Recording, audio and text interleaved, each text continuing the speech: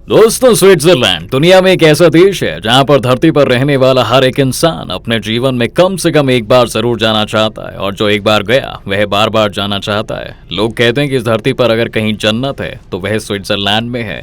Switzerland का नाम सुनते ही आपके दिमाग में वहां की खूबसूरत वादियां, पहाड़, झील, चॉकलेट, घड़ियां और सेफ बैंकिंग सिस्टम आते होंगे। लेकिन इस देश में और भी कुछ ऐसी चीजें हैं जो इसे दुनिया का सबसे खूबसूरत देश बनाती हैं। आज हम इस वीडियो में उन्हीं को डिस्कस करने वाले हैं। दोस्तों, अगर आज के इस दौर में आपसे कोई ये कहे कि दुनिया में एक ऐसा देश भी है जो खुद को सभी विवादों से हमेशा दूर रखता है, तो आपको शायद ही यकीन हो, क्योंकि आज के समय में पूरी दुनिया में एक इंस्टेबिलिटी का माहौल है। हर एक देश किसी न किसी वजह के लिए दूसरे देश से विवाद में उलझा हुआ है। कहीं पर बाउंड्री को लेकर विवाद है तो कहीं पर धर्म को लेकर, कोई खुद की राजनीति से परेशान है तो कोई दूसरे की राजनीति के कारण बर्बादी का शिकार हुआ है। रूस यूक्रेन जंग को 1 साल से अधिक का समय हो चुका है। कोई रूस के सपोर्ट में है तो कोई यूक्रेन के। कुछ देश ऐसे भी हैं जो खुले तौर पर इनमें से किसी के साथ नहीं है, लेकिन इनडायरेक्टली कहीं ना कहीं रूस और यूक्रेन में से किसी एक देश को अंदर से ही अपना सपोर्ट दे रहे हैं। लेकिन स्विट्जरलैंड इस जंग में खुद पूरी तरह से न्यूट्रल बना हुआ है। सिर्फ इसी जंग में नहीं बल्कि पिछले कई सौ सालों से यह मुल्क इस तरह के सभी लड़ाई झगड़ों से दूरी बनाकर रखे हुए है। दोस्तों, स्विट्जरलैंड यूरोप का एक लोकतांत्रिक देश है। इसका ऑफिशियल नाम स्विस कॉन्फेडरेशन है। इस देश की राजधानी बर्न है, लेकिन इसका सबसे प्रमुख और प्रसिद्ध शहर ज्यूरिख है। यह एक लैंडलॉक्ड कंट्री है। इसके नॉर्थ में जर्मनी, साउथ में इटली, वेस्ट में फ्रांस और ईस्ट में ऑस्ट्रिया और लिक्टेनस्टाइन है। इस देश की कुल आबादी 90 लाख से भी कम है, जिसमें से 62% लोग ईसाई धर्म को मानते हैं, जबकि 30% लोग किसी भी धर्म को फॉलो नहीं करते हैं। इस देश में आपको या तो ऊंचे ऊंचे पर्वत देखने को मिल जाएंगे या फिर कम ऊंचाई वाले पठार। यहाँ के लोग मुख्य रूप से पठारी इलाके में ही रहते हैं। दोस्तों, स्विट्जरलैंड ह्यूमन राइट्स का गढ़ माना जाता है। दुनिया के सबसे पुराने मानवाधिकार संगठनों में से एक रेड क्रॉस का स्विट्जरलैंड में ही गठन किया गया था। वर्ल्ड के इंपॉर्टेंट ऑर्गेनाइजेशंस के हेडक्वार्टर और ऑफिसेज स्विट्जरलैंड में ही है। इसमें world trade organisation, world health organisation, international labour organisation, FIFA और यूएन के हेडक्वार्टर्स भी शामिल हैं। इतना ही नहीं, यहाँ पर ना धर्म के नाम पर लड़ाई होती है और ना किसी दूसरे देश के साथ कोई डिस्प्यूट है। यहाँ पर आर्मी तो है, लेकिन किसी के खिलाफ जंग लड़ने के लिए नहीं, बल्कि अपनी सेफ्टी के लिए। इस देश की पॉलिसी ही ऐसी है। यह 2 देशों या 2 गुटों के बीच हो रहे जंग या विवाद में शामिल नहीं रहता। युद्ध में शामिल किसी भी देश की यह किसी भी तरह की कोई मदद नहीं करता है और ना ही अपनी टेरिटरी को जंग के लिए किसी दूसरे देश को इस्तेमाल करने के लिए अलाउ करता है। यह ना ही यूरोपियन यूनियन का सदस्य है और ना ही नाटो का अलाय।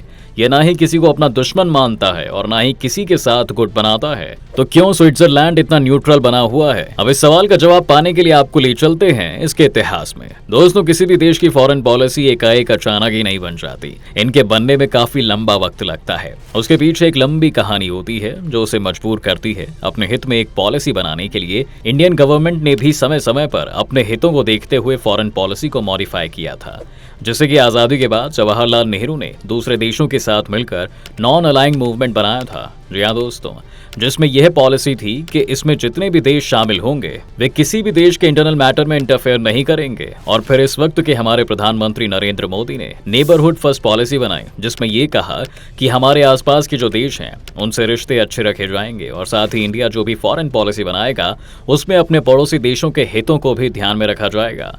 रोमन एम्पायर से अलग होने के बाद स्विट्जरलैंड भी आसपास के कई देशों के साथ विवाद में घिर जाता है। कईयों के साथ इसका युद्ध भी हुआ और यह किसी भी युद्ध में जीत नहीं पाता। युद्ध हारने के बाद भारी नुकसान उठाना पड़ा, लेकिन वहां के लोग और उसकी गवर्नमेंट समझदार थे। उन्हें समझ में आने लगा था कि उनकी कंडीशन ऐसी नहीं है कि वो जंग में जीत पाएंगे और फिर भारी नुकसान से बचने के लिए स्विट्जरलैंड आगे किसी भी जंग में ना भाग लेने का फैसला कर लेता है। साल 1515 में फ्रांस की सेना ने स्विस पर अटैक कर दिया, जिसके बाद दोनों देशों के बीच युद्ध शुरू हो जाता है। उस युद्ध में स्विस की बुरी तरह से हार होती है और फिर फ्रांस स्विस की गवर्नमेंट को एक अग्रीमेंट के लिए फोर्स करती है। उस अग्रीमेंट के तहत स्विस कभी भी फ्रांस के खिलाफ हथियार नहीं उठा सकती। यह स्विस के न्यूट्रल पॉलिसी में इसका पहला स्टेप था। आपको बता दें दोस्तों कि इस जंग से पहले स्विस भी दूसरे देशों पर हमला करके उनकी टेरिटरी को अपने में शामिल करने की पॉलिसी पर काम करता था। इसके बाद स्विट्जरलैंड की दूसरी देशों के साथ भी जंग होती है और वह इसी तरह के समझौते करने के लिए मजबूर होता है। लेकिन अब तक वह सिर्फ इंडिविजुअल देशों के साथ ही आर्म्ड न्यूट्रलिटी एग्रीमेंट कर रहा था। 1648 में वेस्टफेलिया का समझौता होता है। यह भी स्विस की फॉरेन पॉलिसी में इंपॉर्टेंट एग्रीमेंट था। इस एग्रीमेंट से यूरोप के कई देश होली रोमन एम्पायर से आजाद होते हैं, जिसमें स्विट्जरलैंड भी शामिल था। 1798 में एक बार फिर से फ्रांस और स्विस के बीच एक अग्रीमेंट होता है जिसमें फ्रांस ने वादा किया कि वह स्विस की इंडिपेंडेंसी और न्यूट्रलिटी को हर तरह से प्रोटेक्ट करेगा। दोस्तों आपको बता दें कि 1949 में अमेरिका और यूरोप के कुछ देशों ने मिलकर नाटो की स्थापना की। नाटो की स्थापना अमेरिका ने रूस की बढ़ती शक्ति और प्रभाव को रोकने के लिए ही की थी, लेकिन स्विट्जरलैंड इसका भी हिस्सा नहीं बना था क्योंकि यह भी एक मिलिट्री ग्रुप था। इसके साथ ही लंबे समय तक स्विट्जरलैंड संयुक्त राष्ट्र संघ यानी कि यूएन का भी मेंबर नहीं था। स्विस 57 सालों के बाद साल 2002 में यूएन ज्वाइन करता है। पहले और दूसरे विश्व युद्ध के दौरान भी स्विट्जरलैंड ने खुद को युद्ध से दूर ही रखा, लेकिन अपनी सेना को वह हर तरह की इमरजेंसी सिचुएशन से निपटने के लिए तैयार करता रहता था। बाउंड्री को सील कर दिया गया था ताकि कोई स्विस टेरिटरी में घुस ना पाए। दूसरे बड़े देशों ने स्विस गवर्नमेंट पर खूब प्रेशर डाला, लेकिन यह अपनी न्यूट्रल पॉलिसी पर कायम रहा। लेकिन कुछ लोगों का यह भी दावा है कि दूसरे विश्व युद्ध के दौरान स्विट्जरलैंड इनडायरेक्टली हिटलर के सपोर्ट में था। ऐसा इसलिए भी कहा जाता है क्योंकि जब यहूदी लोगों को हिटलर की सेना मार रही थी तो वे सभी अपनी जान बचाने के लिए स्विट्जरलैंड जाना चाहते थे, क्योंकि उस वक्त सबसे सेफ जगह स्विट्जरलैंड ही थी। लेकिन उन लोगों को स्विट्जरलैंड के टेरिटरी में आने से रोक दिया जाता था। स्विट्जरलैंड पर उस वक्त यह भी आरोप लगा था कि हिटलर की सेना ने बहुत सारा पैसा लोगों से लूटकर स्विस बैंक में रखा था, जिसे स्विट्जरलैंड ने लंबे समय तक डिस्क्लोज नहीं किया था। लेकिन जब इंटरनेशनल लेवल पर स्विस गवर्नमेंट पर काफी ज्यादा दबाव पड़ा तब जाकर यह बात सामने आई।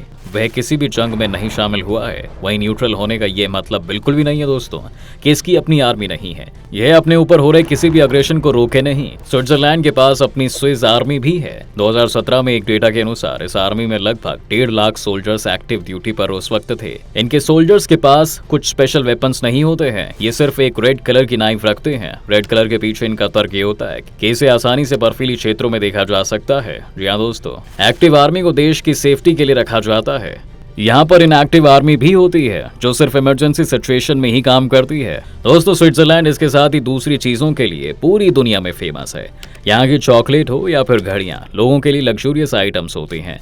इसके साथ ही आपको एक बात और बता दें कि दुनिया में जितने भी अमीर लोग होते हैं वे स्विट्जरलैंड में ही रहना पसंद करते हैं, क्योंकि वहाँ पर पीस की गारंटी होती है। जी हाँ, हर किसी के मन में यह जरूर सवाल आता होगा कि उनके किसी भी काम में कभी भी कोई बाधा नहीं आएगी। स्विट्जरलैंड की इस अमेजिंग फॉरेन पॉलिसी की जानकारी आपको कैसी लगी, आप हमें कमेंट करके जरूर बताएं। जो लोग चैनल पर फर्स्ट टाइम वीडियो देख रहे हैं चैनल को जरूर सब्सक्राइब कर दें और साथ ही बेल आइकॉन को भी प्रेस कर दें ताकि जैसे ही कोई वीडियो अपलोड करें आप तक उसका नोटिफिकेशन तुरंत आ जाए।